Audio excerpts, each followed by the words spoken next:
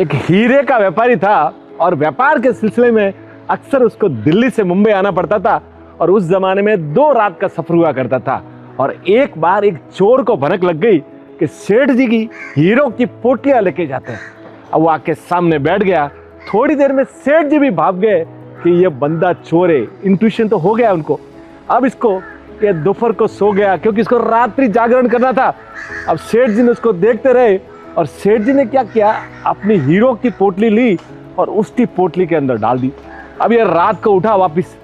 सेठ जी 10 बजे रात को सो गए। ये रात को 2 बजे से लगाकर 5 बजे तक पूरी की पूरी सेठ जी की पोटली खंगालता रहा और थक गया कि यार कहाँ छिपाया है, और सो गया कि अब दूसरे दिन देखते हैं। और दूसरे दिन भी वो की वही बात। सुबह सेठ जी तो जल्दी उठे, उसकी पोटली से अपनी हीरे की पोटली निकाली और अपने जेब में रख ली।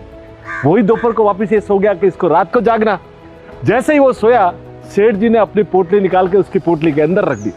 अब ये रात को वापिस 2 बजे जागता है और सुबह 5 बजे तक 3 घंटे तक पूरे कपड़े वपड़े सब जंजाल लेता है, ना भी छोड़ता, और उसको हीरा मिलता नहीं।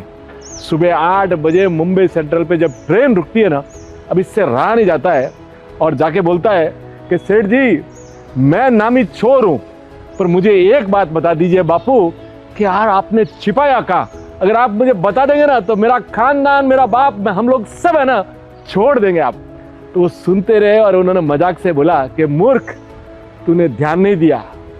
तूने अगर अपने खुद का गिरेबान झांका होता ना तो तू मालिक था, तुम व्यक्ति मेरी तरफ देखता रहा। तो जीवन में साहब हम बार बार दूसरों की तरफ देखते हैं, जबकि हमारा डेवलपमेंट हम खुद ही कर सकते हैं। तो अपने खुद में झांकिए तो अपनी व्यवस्था शानदार हो जाएगी। आपने नोट किया होगा, आपके जैसी उंगलियां, आपका जैसा चेहरा, पूरी दुनिया में आप यूनिक है। तो साहब दूसरों के गिरेबान में झांकना बंद कीजिए और खुद का डेवलपमेंट कीजिए। Thank you.